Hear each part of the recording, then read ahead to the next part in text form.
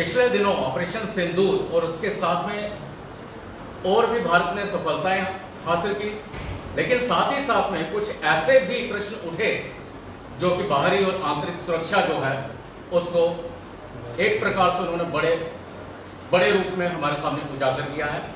उसी के लिए आज आपके मध्य में बातचीत करने के लिए हमारे प्रदेश के प्रवक्ता बड़ी बहन रजनी सेठी जी, उनके साथ में है सुमन रैना जी और प्रेरणा नंदा जी, हमारे वरिष्ठ नेत्री।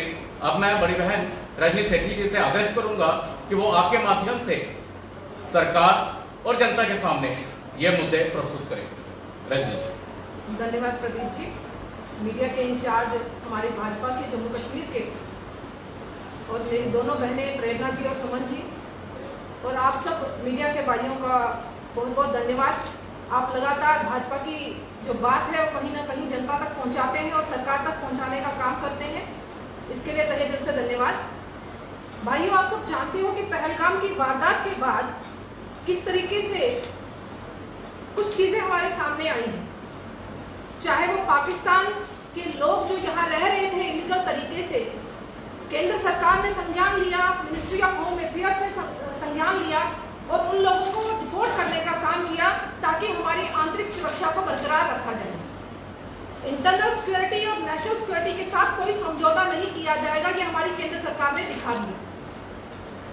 पाकिस्तान के लोग शादी करके तो वहां जा रहे थे, मगर कहीं ना कहीं उन्होंने वहां की सिटीजनशिप ना लेकर भारत का ही अपना एक भारत में रहने को किस तरीके से रहा जाए और अपने यहाँ पर परिवार को कैसे बढ़ाया जाए, बच्चों को कैसे पैदा किया जाए, ये एक स्ट्रेटेजी उनकी थी। ये आप सब बड़ी अच्छी तरह से जानते हैं, जिसका भुगतान हम लोगों ने लगातार इतने सालों से किया है। मगर ये पिछली सरकारों का जो खेल रचा गया था वो आपके सामने उजागर हुआ है ये पहलगाम के एपिसोड के बाद। केंद्र सरकार कितनी संजीदा है, केंद्र सरकार कितनी सीरियस है जम्मू कश्मीर के इशू को लेकर या पूरे भारतवर्ष की सिक्योरिटी को लेकर।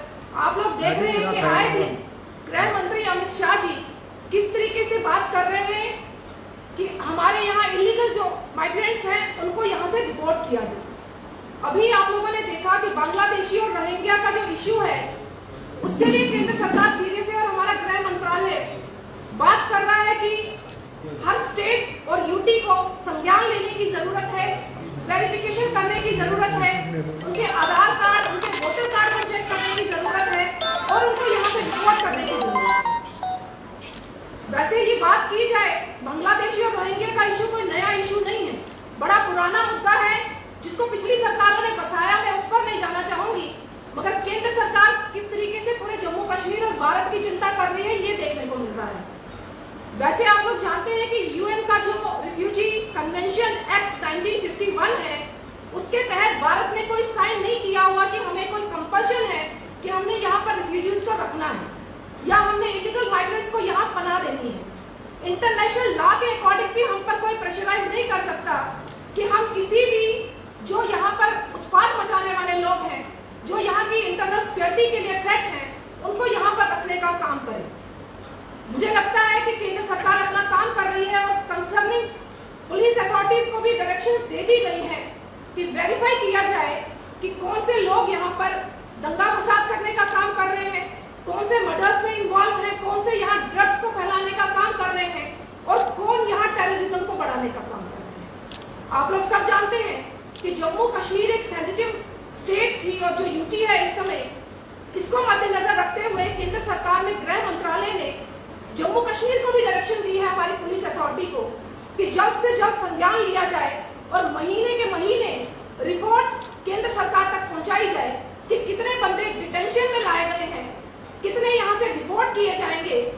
मुझे लगता है कि ये एक सराहनीय कदम है, मगर हमारी जनता को भी जानने की जरूरत है कि पूरे जम्मू प्रोविंस में किश्तवाड़, रामबन, डोडा, राजौरी, पुंछ, इन सभी इलाकों में, इवन यहाँ के जम्मू में बठिंडी, सुजवा और इंडस्ट्रियल एरिया, बहुत से ऐसे एरियाज हैं जहाँ पर ये बांग्लादेशी और रोहिंग्यास रह रहे हैं। इनके खाली कराने के लिए भी अगर जाते हैं तो कहीं ना कहीं पुलिस ऑफिसर्स पे ही थ्रेट हो जाती है कि उनको मारने का काम करते हैं। तो क्या हमारे जम्मू कश्मीर में ऐसा वातावरण हम लोग चाहेंगे? मुझे लगता है कि कोई भी ऐसा वातावरण नहीं चाहेगा। इसके लिए केंद्र सरकार काम कर रही है मुझे उम्मीद है कि हमारे जो एनसी की सरकार है, वैसे तो ये सारा जो कामकाज है एमएचए के अंडर आता है, गृह मंत्रालय इसको देख रहा है, मगर मेरी उम्मीद ये है कि जो यहाँ के मुख्यमंत्री उमर अब्दुल्ला जी हैं, वो कोऑर्डिनेशन करके, क्योंकि मुख्यमंत्री होने के नाते उनकी भी जिम्मेवारी बनती है कि वो कोऑर्डिनेशन करके जल्द से जल्द ऐसे बंदों की वेरिफिकेशन करे जो हमारे जम्मू कश्मीर के लिए थ्रेट है।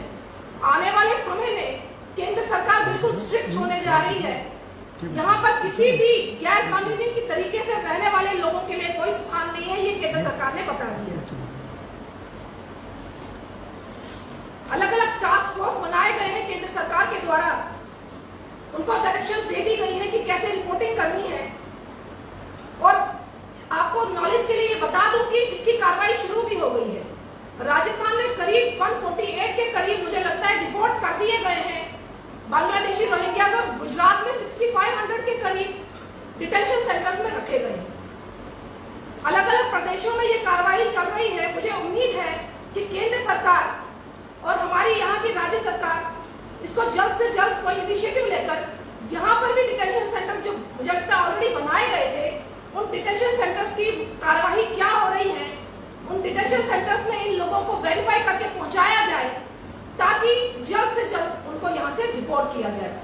मेरी गुजारिश केंद्र सरकार से, मेरी गुजारिश यहाँ की सरकार से कि जम्मू कश्मीर एक सेंसिटिव स्टेट है, सबसे पहले इनिशिएटिव लेकर जम्मू कश्मीर में फर्स्ट प्रायोरिटी पर ऐसे लोगों को वेरीफाई करके उनको जल्द से जल्द यहाँ से डिपोर्ट किया जाए। आज भाजपा के प्लेटफॉर्म से आपके लिए जाने का मकसद ही यही है कि भाजपा भी चाहती है कि जल्द से जल्द ऐसे लोगों को शिनाख्त करके उनको डिपोर्ट करवा दिया जाए।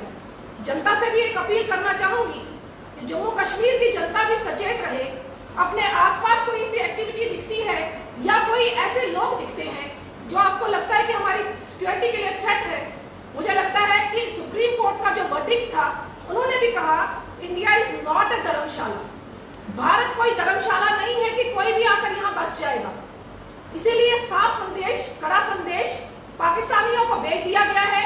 अब बांग्लादेशी और रोहिंग्या जो यहाँ पर रह रहे हैं वो अपना सामान और बोरिया बिस्तरा पैक करें। इंडियन गवर्नमेंट अब स्ट्रिक्ट होने जा रही है और खासतौर से जम्मू कश्मीर की संवेदना को देखते हुए, सिक्योरिटी थ्रेट को देखते हुए जल्द से जल्द उनका सामान पैक करके उनको डिपोर्ट किया जाएगा। बहुत बहुत धन्यवाद।